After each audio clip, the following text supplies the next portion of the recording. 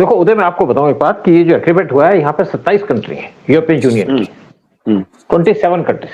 और ये सिर्फ एग्रीमेंट नहीं है, ये ट्रेड एग्रीमेंट नहीं है, साथ में डिफेंस एग्रीमेंट है। और आज वो इंडिया पे भरोसा कर रहे हैं। और एक्चुअली क्या है कि पाकिस्तान को इससे बहुत ज्यादा फर्क पड़ा है। पाकिस्तान को जो थोड़ी सी भी इंपॉर्टेंस मिलती होगी इन कंट्री के अंदर, वो जीरो हो जाएगी।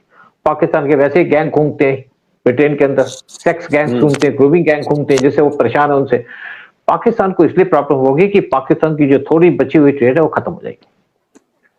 फिर पाकिस्तान को जिस तरीके से यहाँ पे, जब देखिए जब 26 फरवरी हुई तो पीएम मोदी के साथ साथ दोनों यूरोपियन यूनियन के लीडर खड़े थे और उनसे पूछ रहे थे ये क्या है क्या है। स्पेशली मैंने डिफेंस की चीज में बहुत ज्यादा प्रेशर दे रहे थे, बहुत ज्यादा उनसे बातचीत कर रहे थे। पीएम मोदी ने सारी चीजें बताई, वहां पे ऑपरेशन सिंदूर के बारे में बातचीत हुई और पूरे वर्ल्ड ने देखा किस तरीके से इंडिया ने ऑपरेशन सिंदूर करके पाकिस्तान को हिला दिया, बर्बाद कर दिया।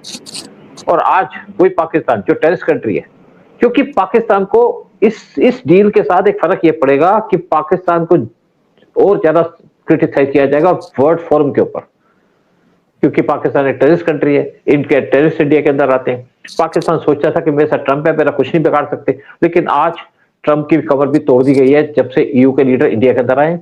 और दूसरा इसमें फर्क ये पड़ेगा पाकिस्तान को कि पाकिस्तान कुछ भी करे, थोड़ी सी भी एक्टिविटी करेगा तो सबसे पहले यूरोपियन कंट्रीज को क्रिटिसाइज करेंगी, कोई और नहीं करेगा।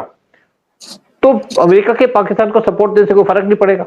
और दूसरी बात है कि जिस तरीके से हमारी इकोनॉमी बूम कर रही है, देखिए इस डील से हमें बहुत फायदा हुआ। हमारी जो डील थी इनके साथ वो थी 136 बिलियन डॉलर की पर ईयर, वो अगले कुछ महीनों में या कुछ साल के अंदर बढ़ जाएगी 200 बिलियन डॉलर। ट्रंप का जो टैरिफ था वो तो जीरो हो गया, नेगेटिव हो गया। सिर्फ यहां खत्म नहीं हुआ, इससे पहले हमने 8 कंट्री के साथ एफटीए एग्रीमेंट साइन किया था, ब्रिटेन के साथ भी किया था।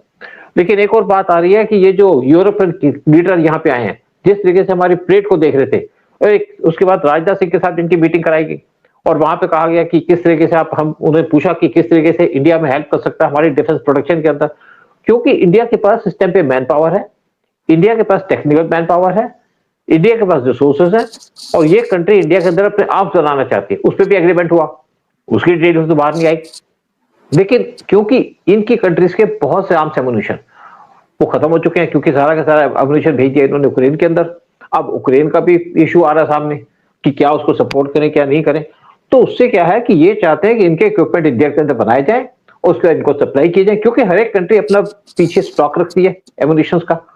तो उससे बड़ा फर्क पड़ेगा जब इनके इक्विपमेंट इंडिया के अंदर बनेंगे, तो वो भी फर्क पड़ेगा इंडिया की इकोनॉमी को, इनकी इकोनॉमी बूस्ट होगी, तो इससे पाकिस्तान को फर्क पड़ेगा। हमारे ट्रेड के रिलेशन तो ठीक है, लेकिन डिफेंस के रिलेशन बनेंगे इन कंट्रीज के साथ।